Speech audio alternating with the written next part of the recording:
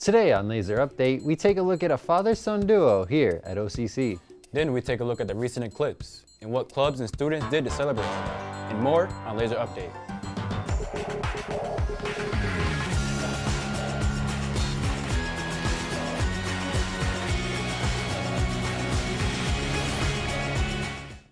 Hello and welcome to Lazer Update. For Thursday, April 11th, I'm Alex Pierce. And I'm Stefan Adams. We're getting closer to the end of the semester, but it feels like it went by too fast. It really does. I feel like the semester just barely started a few weeks ago. We begin today with a bit of a darker topic. The war in Palestine has been a hot topic for discussion since its beginning. But what do students on campus think about it, and more importantly, what do they know? Olivia Mendez has the report. For years, Palestine has been under attack by Israeli troops, and in recent months, the violence has only escalated. We've gone out to see what exactly students on campus have to say about this conflict. Honestly, I'm hoping to see that we have a better change. So not just a change for just one-sided, but a change for like both sides. So hope that we can come with a compromise. A ceasefire, preferably, an end to the war, and for Palestine to be free and not attacked anymore. Well, I hope the conflict is resolved, and I hope the horrible stuff that's going on doesn't continue because it's really bad. While not everyone is sure what exactly is happening in Palestine, most students can agree it needs to stop, and fast. This is the Pulse of the Campus. For Lazer Update, I'm Olivia Mendez.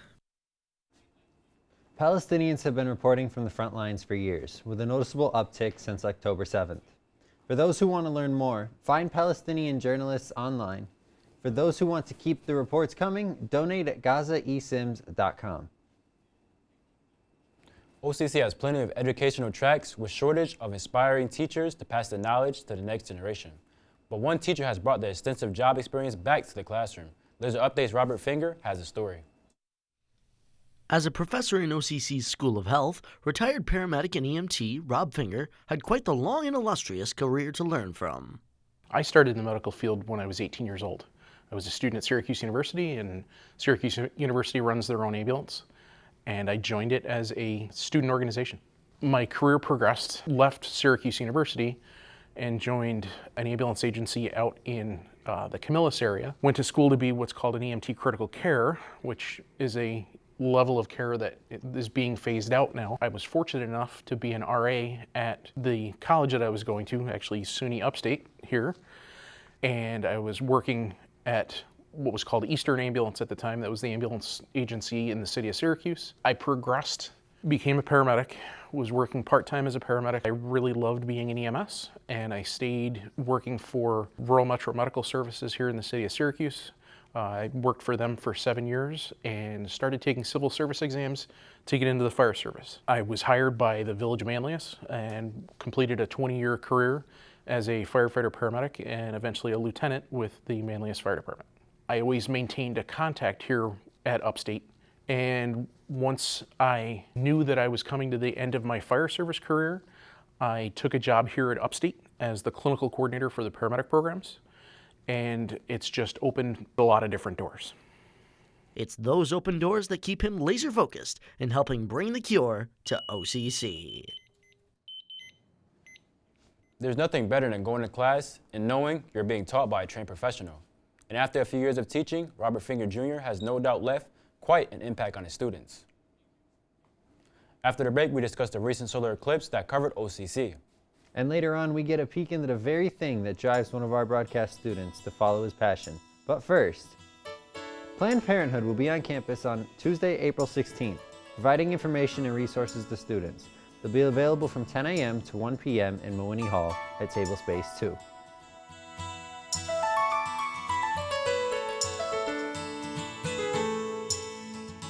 My favorite part of OCC is that probably everyone here treats everyone with respect. I feel like every time I talk to someone or interact with someone, that normally they treat you with a level of respect because you're going to college and because you have the interest of learning. They give out free counseling, they give out like a lot of events, like you're not really bored on campus because you have clubs, you have events that you can normally do. The library is free. You can, like if you want to do a box of books, you can go to the library and grab a book. Most of the classes allow that.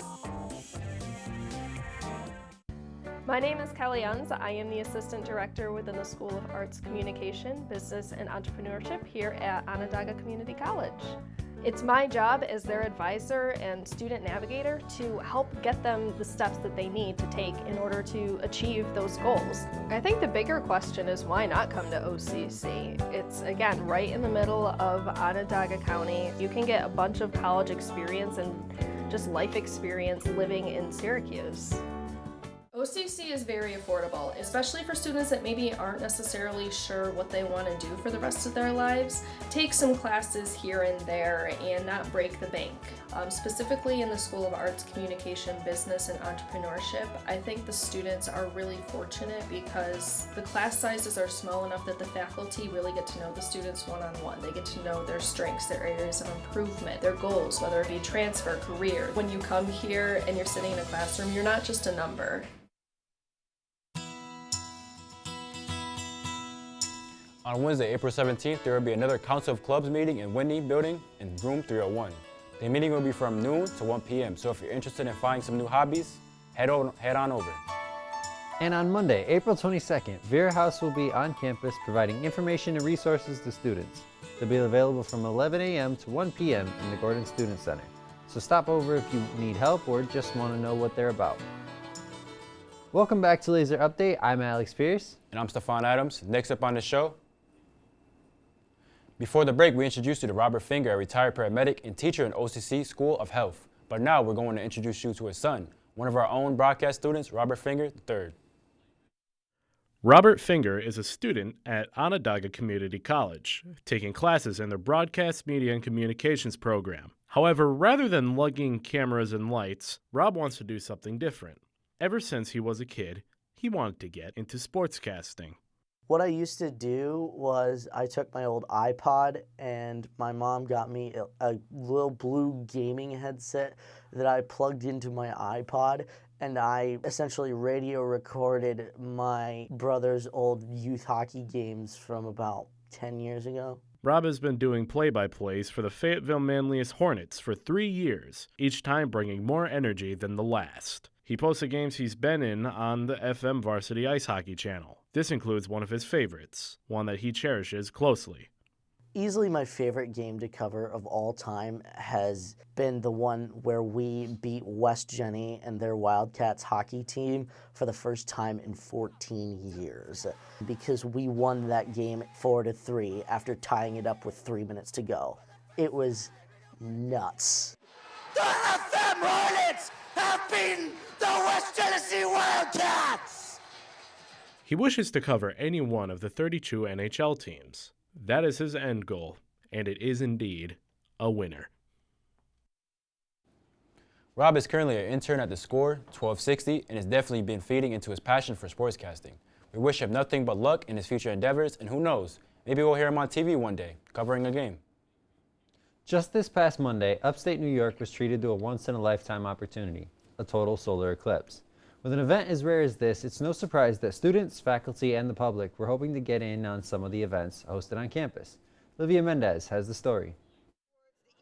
Onondaga Community College is home to a wide array of clubs, and one of the oldest ones is currently at the forefront of campus events. The Experimental Club had its hand on the recent eclipse. I decided to dive deeper and find out both what this club is about and what they'll be up to on April 8th. So this eclipse is really interesting because it's going to be a total eclipse, and what happens in a total eclipse is that the moon completely covers the sun, and you only get this particular type of eclipse in a certain place on Earth every about 400 years. So we've seen partial eclipses, but we have not seen a total eclipse here in Syracuse in about 400 years. We start off at 2:45 with the health talk. Then we are going to have the science behind the talk, and then we'll be listening to music, and then the total eclipse will happen, and music will continue afterwards. And of course, you'll be able to pick up stickers and snacks and lemonade while that's happening. For everything the science club does, you have to wonder, who's able to join? So it isn't limited to like STEM or LAS students. It's really if you have an interest in science, maybe it's not your major or what you're going to do for the rest of your life, but if you're just into science, you like it, you don't really know a lot about it, but you'd love to learn more, that's, it's open for everyone.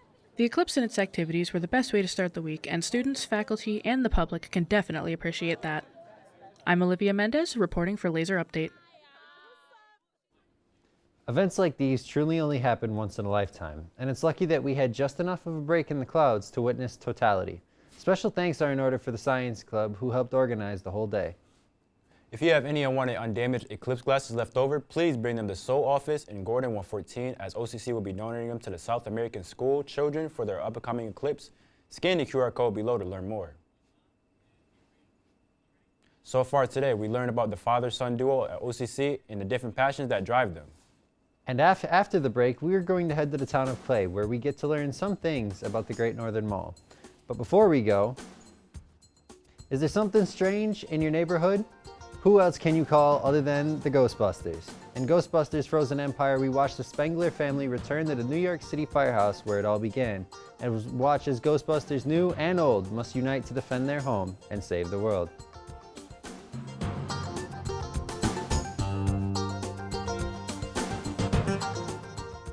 My classes are pretty enriching, I think. My professors are really knowledgeable about the things that they teach. Like my Shakespeare professor, you can tell that guy's a Shakespeare professor. Like, you know, he's got it going on. The OCC community is really pretty tight-knit, I think. Everybody here is different and they have their own reasons for going here. So there's a lot of unique people here.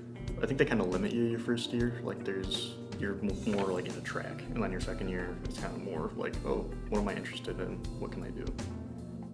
I chose OCC because it was local and I already took college credit in high school for OCC, so I decided to continue that. I chose creative writing because the course I took in high school was for creative writing, so I already had credits for it, so I decided to pursue that as it is a passion of mine. After college, I plan to join the U.S. Army as an officer, and for dream job, it would either be a public affairs specialist in the military or a screenwriter for a film company. Anyone new to OCC, I say do your work, attend class, and try and be involved as much as you can. I major in psychology. I chose the program because I want to help people. I've always wanted to do that. I struggle with making friends and being social with other people. So living on campus has given me a better opportunity to make friends. I thought coming here would be just like any other school, but it really is a different dynamic than being at a university. There's still a lot of people who put together things they genuinely care about for people they care about, and it's really nice to see. Have you ever wanted a taste of content creation without having to put all the work in? Check out Content Warning, a new game from Landfall Games. Take yourself and some of your friends into terrifying places and try to become internet famous by filming both freakish monsters and your friends falling flat on their faces. The game is available on Steam for only $8. Welcome back to Lazer Update. I'm Stefan. And I'm Alex. We're just about ready to go, but we've got one more segment for you. Our goal on Lazer Updates is to inform you about our topics as we can, big and small. So today we're going to tell you about the history of Great Northern Mall and its future.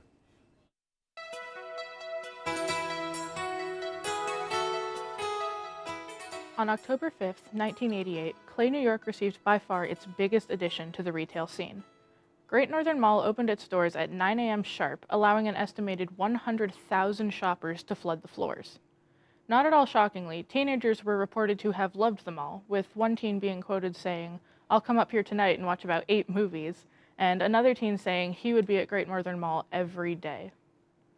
However, the mall's greatness couldn't last forever. In 2017, Macy's decided to remove itself from the premises, stating that it got much more business in another nearby mall, Destiny USA. While this didn't exactly seem world-ending, this would be the start of Great Northern's slow decline. Just over a year later, Sears also closed, citing the desire to eliminate its brick-and-mortar format, and thus the fall of the mall began to approach faster. On August 17, 2022, it was announced that the Hart Lyman Company would be turning the mall into a lifestyle center, complete with apartments and townhomes. However, anyone who's happened to pass by Great Northern lately knows that not much has come of that. The mall is, for the most part, completely run down and out of service. However, a few facilities do remain functional, including a Dunkin' Bright, an extra space storage, and a gymnasium. Unfortunately, tenants weren't quite given the accommodations they originally anticipated. Originally, they'd anticipated a bit of wiggle room when moving out of the mall, but tenants were unceremoniously rushed out by November 20th, 2022. Originally, shop owners were given the idea that they had time after November 20th to move out, but were sent a text message by the original owners telling them that they had to be out by the 20th or they would have to make accommodations with the new owners. Afterwards, the old owner of the mall, Mike Cohen, said he would be working with tenants who needed more time to move out, but the mall would be definitively closed by the 20th. However, when asked if he gave enough legal notice to tenants, he refused to answer. The mall was a lively place, teeming with activity, but quickly went downhill after both financial troubles and years' worth of criminal activity. It was later found out that the original owners of Great Northern Mall owed more than $5 million in back taxes. But even after all these issues, there's still hope for Great Northern Mall. The mall remains a landmark in the town of Clay and still hosts a couple events. 2 recycling events, to be exact, which will be annual. One for recycling electronics and one for recycling paints. While these may not be the events that the community were hoping for, it's nice to hear that they're still getting some use out of it. There's little proof so far of any real developments being made, and the news has little to report on the matter in the past year. However, it has been said that the construction to the mall is in part fueled by the addition of Micron to the area. So hopefully the town of Clay will once more have a centerpiece ready for action. Now you know the story of the Great Northern Mall. For as long as the mall has been empty, it's going to be strange to see it go. Hopefully what comes next will be just as enjoyable as the mall and might even bring some more life into the town of Clay. We'd like to thank you all for watching the show and the ones before and after. We'd also like to extend a special thanks to our behind-the-scenes crew and our reporters for helping make this show possible. If you're on the lookout for more shows, you're in luck. Lazer Updates releases every Tuesday and Thursday at 5 p.m. We'll be posting right here on Onondaga's Campus Connection YouTube page. From all of us here in the studio, thank you for watching and tune in the next time to stay laser focused.